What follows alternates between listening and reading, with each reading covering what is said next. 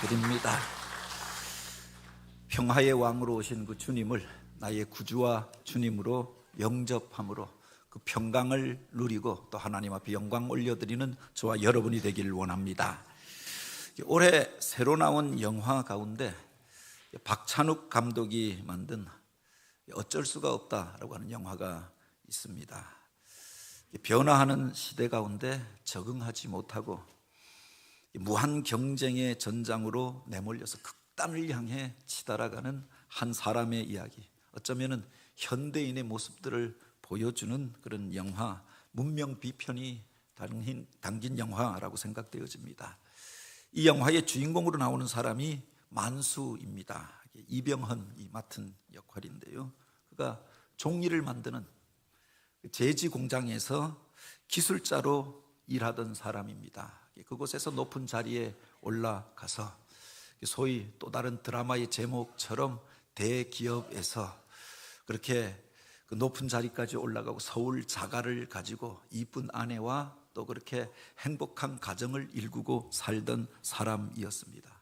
그러다가 이 회사가 외국인 그 자본에 인수되어지고 기계의 모든 시스템이 전산화되어지고 그리고 사람들의 손길이 점점 이렇게 줄어들게 되어집니다. 그래서 구조조정을 당하여서 회사에서 바로 퇴직을 당하게 되었던 겁니다. 어느 날 갑자기 직장을 잃어버린 겁니다. 그 집을 얻기 위해서 대출도 많이 받았을 터이고 그 생활을 유지하기 위하여서 돈이 필요했는데 새로운 직장을 얻기 위하여 애를 씁니다. 그런데 번번이 그가 그곳에서 실패를 하게 되지요. 그가 꼭 들어가고 싶은 회사가 있는데 여전히 그 제지 회사로 이렇게 번성하던 곳이 한 곳이 있었는데 그곳에 자기와 비슷한 스펙을 가진 자기가 할 수 있는 그 일을 맡아서 하는 사람이 있기 때문에 그곳에는 들어갈 수가 없는 겁니다. 그러다가 그가 그런 생각을 하게 되죠. 저 사람이 없어지면 내가 그곳에 들어갈 수도 있겠다. 그러면서 그가 점점 극단적인 선택을 하게 되어지는 겁니다. 그러면서 그가 계속 반복하여 하는 말이 있습니다. 어쩔 수가 없다. 어쩔 수가 없다. 내가 이렇게 할 수밖에 없다. 악한 일인 줄 알지만, 잘못된 일인 줄 알지만, 무리한 일인 줄 알지만 어쩔 수가 없다.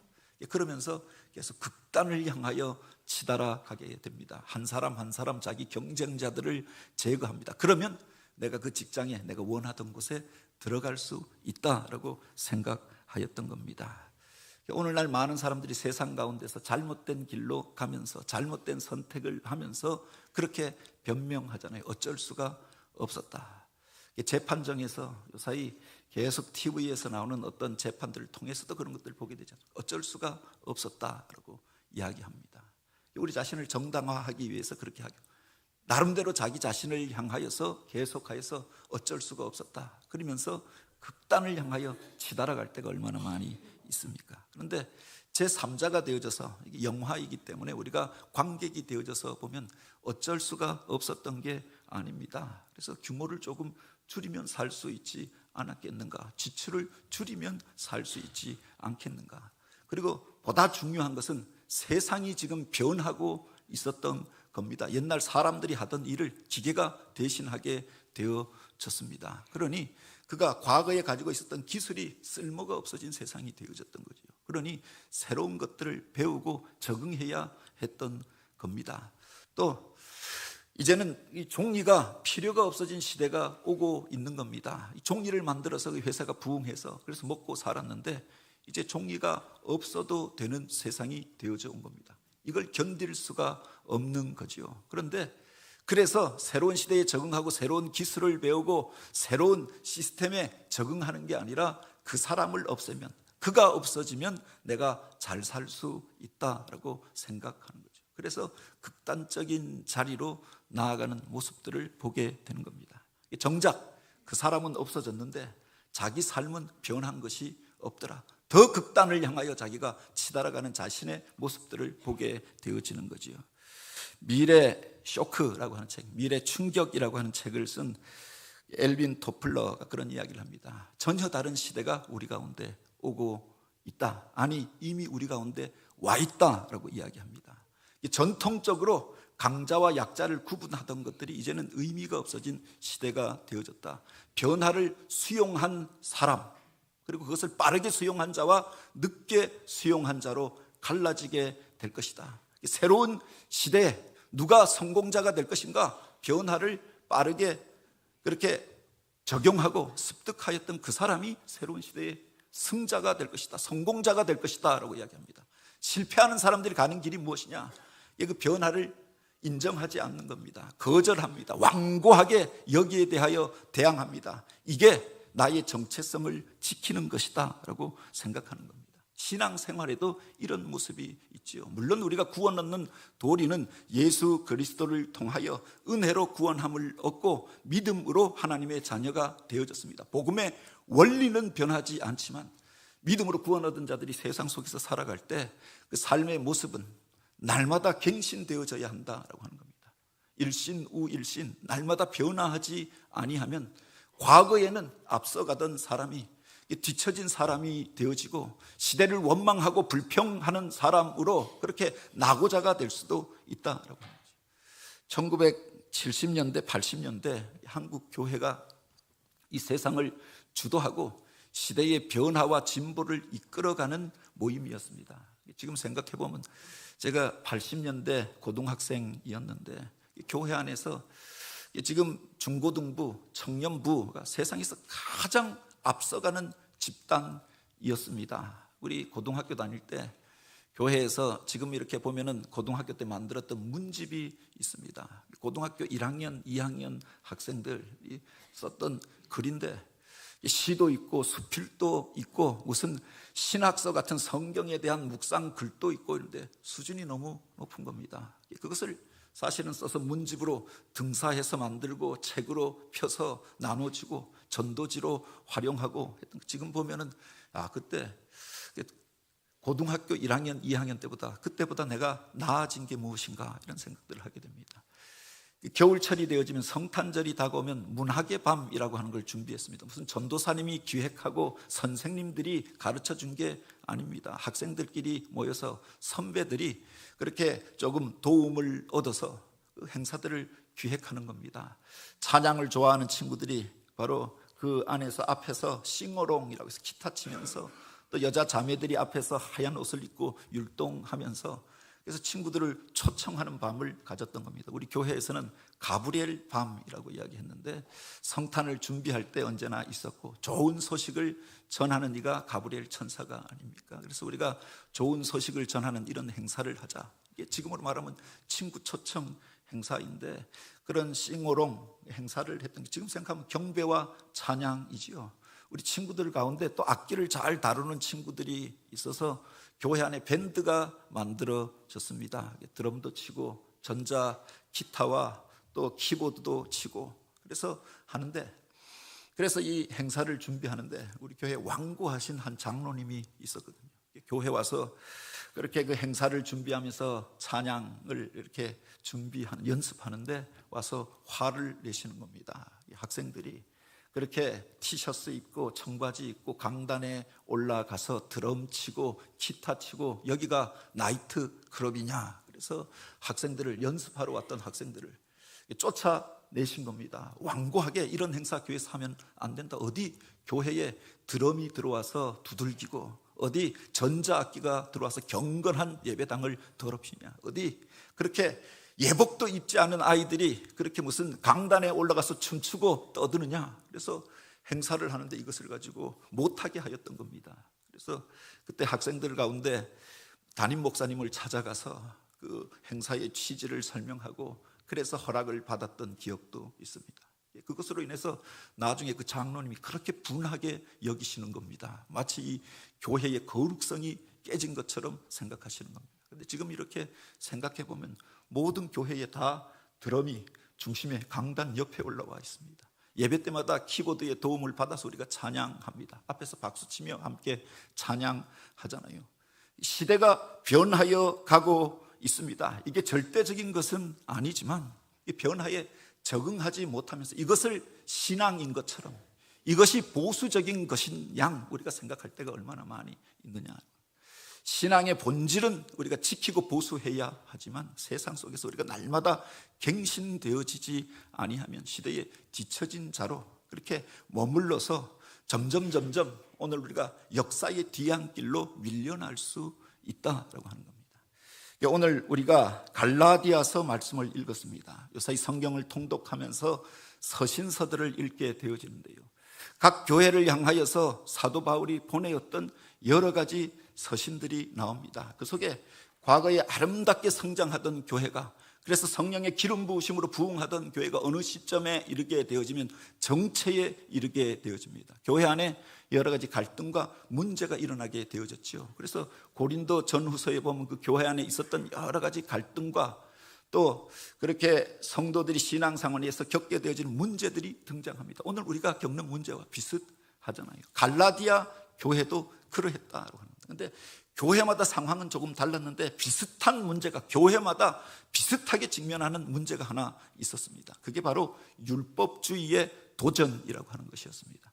교회가 오래되어지면 교회가 해왔던 삶의 방식이 있습니다. 예배는 이런 식으로 드렸다.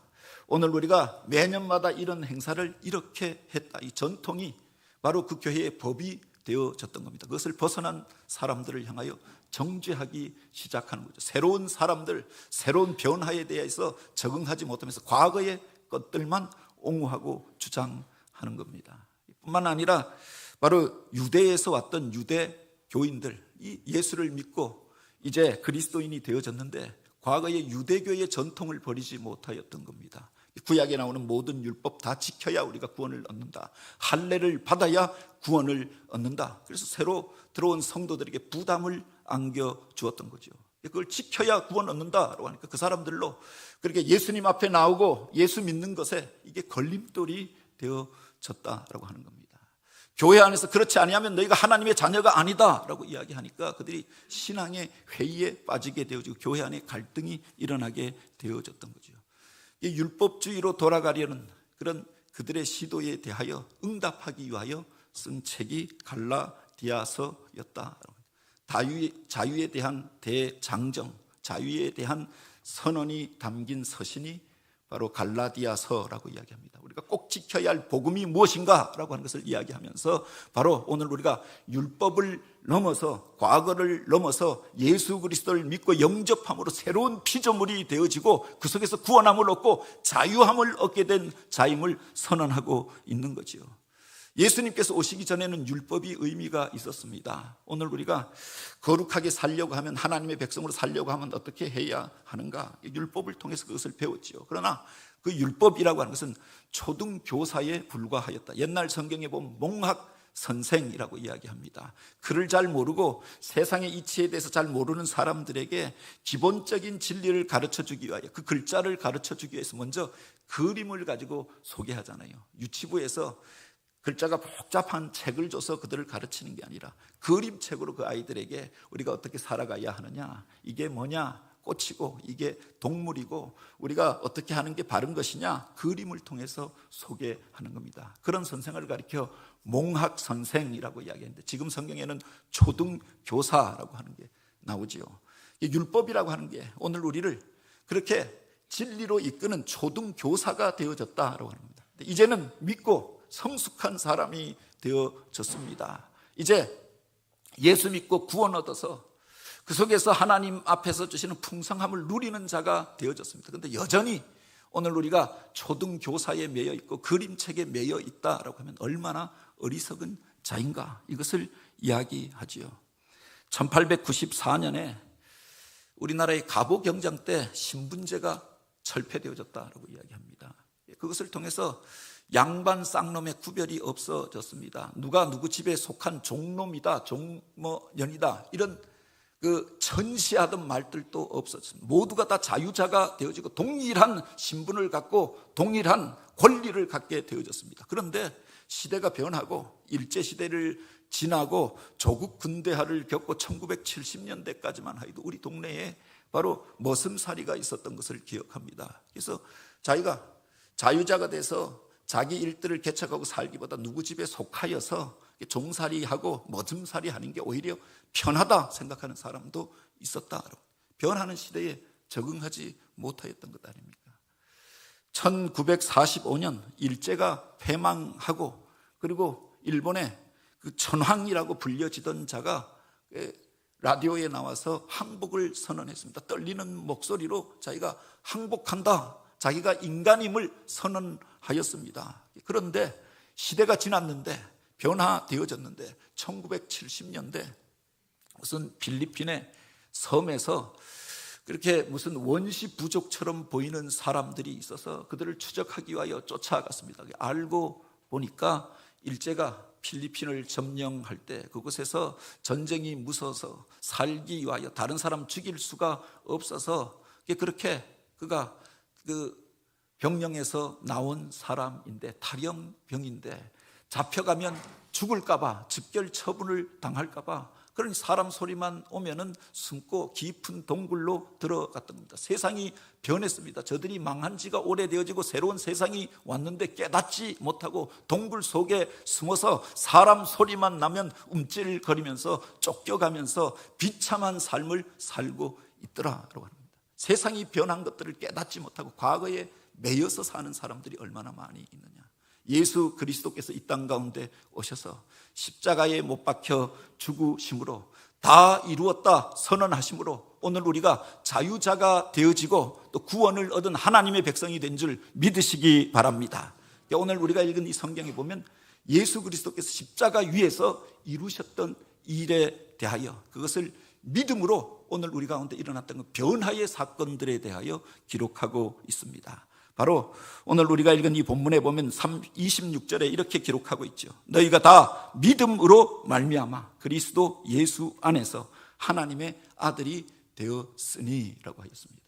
예수 그리스도를 나의 구주와 주님으로 영접하고 믿음으로, 바로 믿는 그 순간에 이제 우리가 하나님의 아들이 되어졌다, 성경은 선언하고 있는 겁니다. 영접하는 자, 곧 그 이름을 믿는 자들에게 하나님의 자녀가 되는 권세를 주었습니다.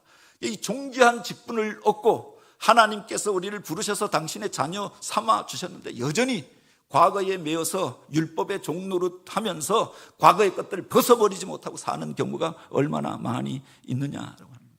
예수 믿으면 그 사람의 신분이 달라지게 되어지죠. 이전에 죄의 종이었다가 율법의 노예로 율법의 정죄함을 받으며 살았던 그 사람이 이제 하나님의 자녀가 되어져서 구원함을 얻고 영생을 누리는 자가 되어진 겁니다. 십자가 위에서 이미 주님께서 이루셨는데 그것을 믿지 못하니 여전히 율법의 굴레에 매여서 이 율법 가지고 다른 사람 정죄하고 자기 자신도 학대하고 괴롭히면서 살아가는 겁니다.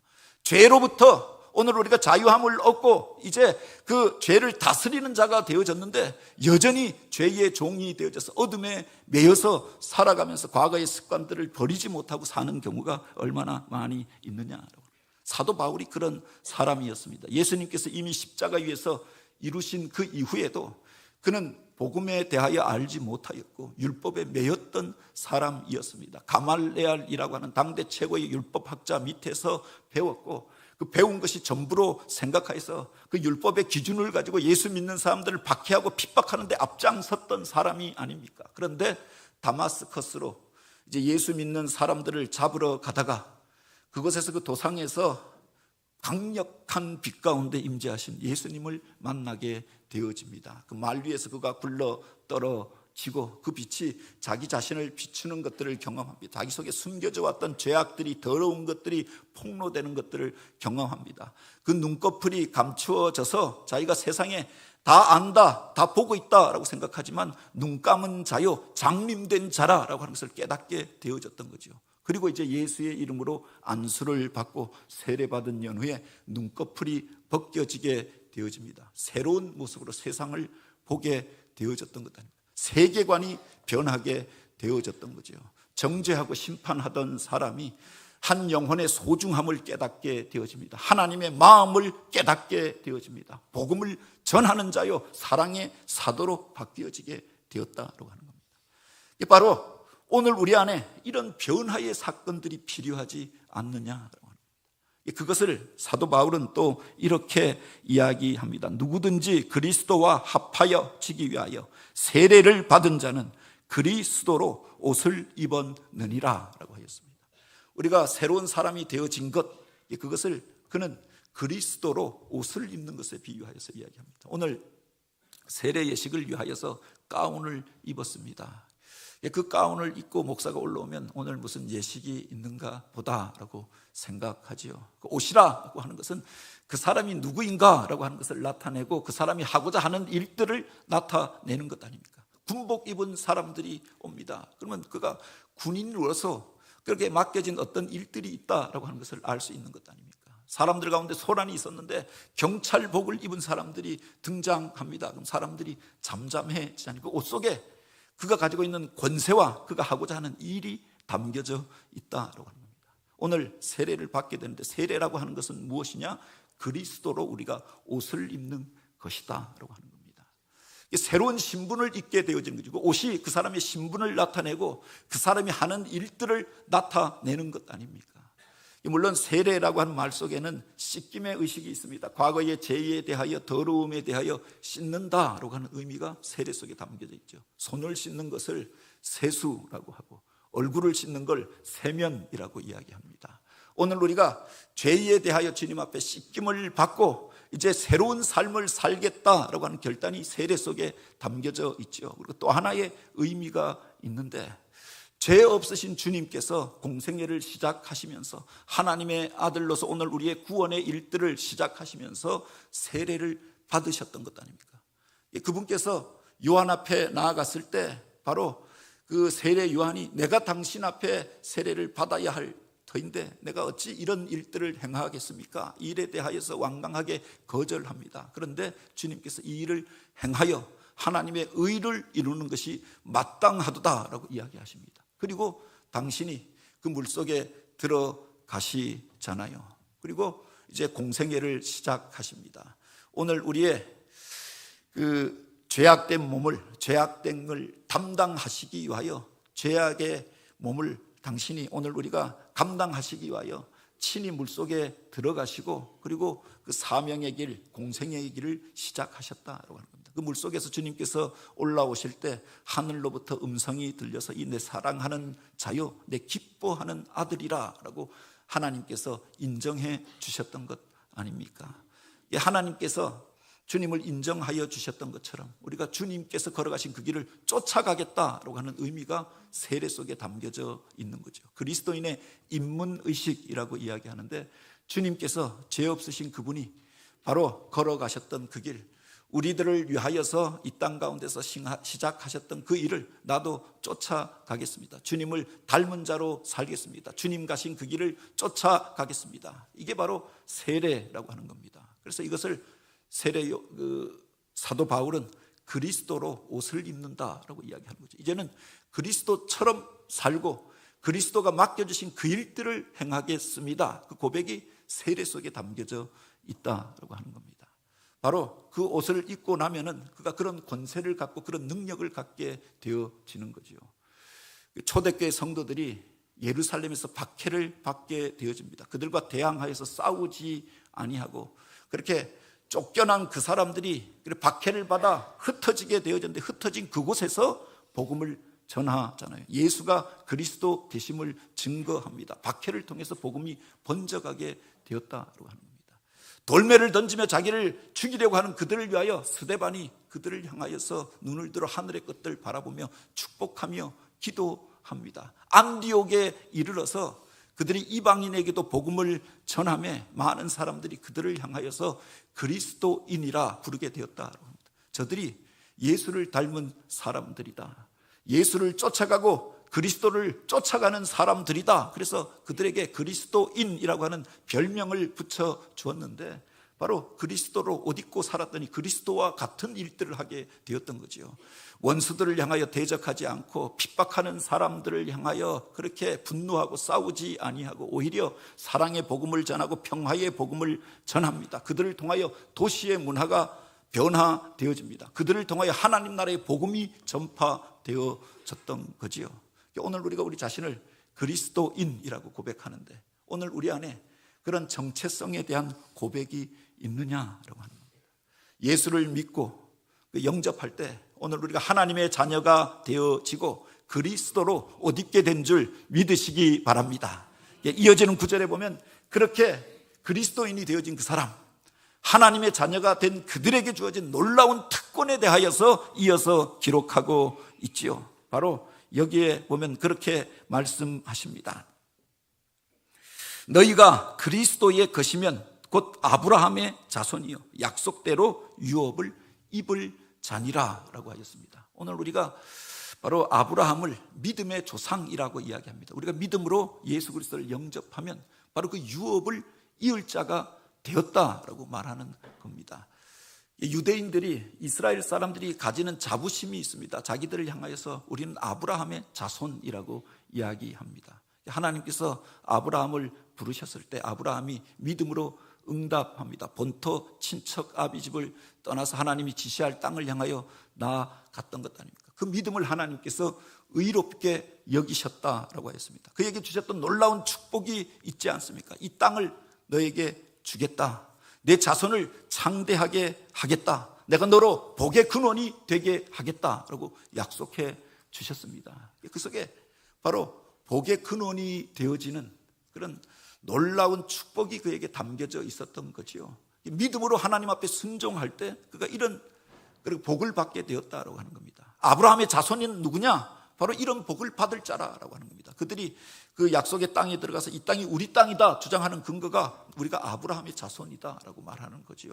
오늘 우리가 이게 앞으로 잘 되고 번성하게 될 것이다. 그 고백, 그런 기대가 아브라함의 자손이라고 하는 자랑 속에 담겨져 있다라고 합니다. 물론 오늘날 유대인들이 또 이스라엘 사람들이 망각한 것이 있습니다. 그래서 그 땅을 얻고 바로 그래서 그들이 번성하여서 하나님이 그들을 통해서 원하셨던 일들이 무엇인가? 너희가 바로 천하 만민에게 축복의 통로가 될 것이다. 복의 근원이 될 것이다. 그래서 그들로 거룩한 나라를 이루고 민족을 이루고 번성하게 하여서 그들을 통해서 바로 그 복이 세상 가운데 전하여지게 하겠다라고 약속해 주셨던 거지요. 그 자부심이 유대인들 가운데 있었다라고 하는 겁니다. 그런데 성경은 이야기합니다. 이게 혈통을 통해서 얻는 것이 아니라 아브라함이 믿음으로 의롭다 인정함을 받았던 것처럼 우리가 믿음으로 하나님의 약속을 받는 자들에게 이런 복이 있는 줄 믿으시기 바랍니다. 그래서 성경은 이야기합니다. 그러므로 내가 이후로 종이 아니요 아들이니 아들이면 하나님으로 말미암아 유업을 받은 자니라라고 했습니다. 단순하게 아브라함의 자손이 되고 그 땅 얻고 또 자손들이 좀 번성하는 정도의 복이 아니라 하나님 나라를 유업으로 받을 자가 되었다. 예수 그리스도를 구주와 주님으로 고백함으로 오늘 우리가 하나님의 자녀가 되어졌습니다. 영접하는 자, 곧 그 이름을 믿는 자들에게 하나님의 자녀가 되는 권세를 주었다라고 했습니다. 하나님의 자녀가 되어졌으니 하나님의 나라가 내 아버지의 나라이면서 나의 나라가 아니냐라고 하는 겁니다. 하나님 나라의 주인이 누구입니까? 성경이 말하는 가장 중요한 주제가 하나님 나라를 우리에게 가르쳐 주고 있는데 그 하나님 나라는 누구의 나라인가? 그 앞에 소유격이 있잖아요. 하나님의 나라입니다. 하나님이 주인 되신 나라, 하나님이 다스리시는 나라, 하나님이 주관하는 나라가 하나님 나라입니다. 그 하나님이 나를 다스려 주시면 내가 하나님 나라의 백성이 되어지는 거죠. 오늘 우리 공동체가 하나님을 다 전심으로 믿는다라고 하면 우리가 하나님 나라의 공동체를 이루고 천국의 기쁨을 누리는 자가 되어지는 겁니다. 그런데 이게 단지 아버지의 나라만이 아니라 그 아버지의 나라가 곧 나의 나라가 아니냐라고 하는 겁니다. 아버지의 집에 간다라고 하는데 사실은 그 아버지의 집이 누구의 집이냐? 나의 집이기도 하잖아요. 아버지의 권세가 그 자녀들에게 유업으로 이어지는 것 아닙니까? 그러니까 천국의 기쁨과 즐거움과 그 풍성함과 온갖 아름다운 것들이 나의 것이 되어지는 겁니다. 예수를 나의 구주와 주님으로 영접하면 그 천국이 나의 것이 되어지고 천국의 기쁨과 복을 누리게 되는 줄 믿으시기 바랍니다. 스펄전 목사님이 그래서 그런 이야기를 했습니다. 우리가 천국에 가면 천국 창고에 그렇게 가득히 쌓여있는 그 선물들을 보게 될 것인데 그 선물들을 헤아려 보면 내 이름이 적힌 것이 그렇게 많이 있는 것을 확인하게 될 것이다 라고 했습니다. 그곳에 가서 그 선물 뜯어보고 그것을 누리는 게 아니라 사실은 이 땅 속에서 하나님의 자녀가 되어져서 하나님께서 우리에게 보내어 주셨던 것인데 약속해 주시고 이미 허락해 주셨던 건데 믿지 못해서 누리지 못하고 살았던 겁니다. 반송시켜 버렸던 겁니다. 선물이 왔는데 출처가 불분명 한 겁니다. 제 이름이 잘못 적혀 있습니다. 내 것이 아닌 것 같습니다. 그래서 반송시켜 버렸다. 나중에 보니까 그분이 주소를 잘못 기록해서 이름을 잘못 기록해서 그렇게 왔던 겁니다. 내 것이었던 거죠. 그런데 내 것이 아니라고 생각하고 바로 자기 집 현관 앞에 그 선물 쌓아놓고 그것을 누리지 못하고 있었던 겁니다. 그것을 빨리 찾아가지 못하여서 그 선물이 그 속에서 쌓여서 상하여져 가고 있었다라고 합니다. 믿음의 사람들에게 주셨던 아름다운 선물들이 있지 않습니까? 오늘 우리는 그것을 누리면서 살고 있습니까? 대림절을 맞이하면서 우리가 촛불을 켭니다. 첫 번째 촛불이 소망의 촛불이죠. 두 번째 밝힌 촛불이 평화의 촛불입니다. 세 번째 밝히게 되는 촛불이 기쁨의 촛불입니다. 그리고 또 그 속에서 바로 오늘 우리의 구원이 되신 주님을 만나고 구원의 기쁨들을 우리가 누리게 되어지는 것 아닙니까? 그런데 믿노라고 하면서도 그 소망 되신 주님을 붙잡지 못하고 세상 가운데 낭망하고 사는 이들이 얼마나 많이 있습니까? 그 평화를 누리지 못하고 분노하고 그래서 그것을 풀지 못하고 여전히 미움과 그렇게 악의에 받쳐서 살아가는 이들이 또 얼마나 많이 있습니까? 그 기쁨을 누리지 못하고 슬픔과 안타까움에 머물러 살아가는 하나님의 권세를 누리지 못하고 사는 이들이 얼마나 많이 있느냐. 금도 내 것이요 은도 내 것이다. 그분이 내 아버지가 아니십니까? 구하라 주실 것이요 찾으라 찾을 것이요 문을 두드리는 자에게 열릴 것이다. 이 계절에 주님 앞에 더 가까이 나아가서 그 복과 은혜를 우리가 누리며 살기를 원합니다. 그 평강을 내가 누릴 뿐만 아니라 평화의 사자로 평화의 복음을 전하는 자로 그 기쁨을 내가 누릴 뿐만 아니라 기쁜 소식을 전하는 자로 소망 되신 주님을 우리가 붙잡을 뿐만 아니라 소망 되신 주님을 전하는 자로 어두운 세상을 밝히는 자들로 쓰임받는 저와 여러분 우리가 되어지길 주님의 이름으로 축복합니다. 같이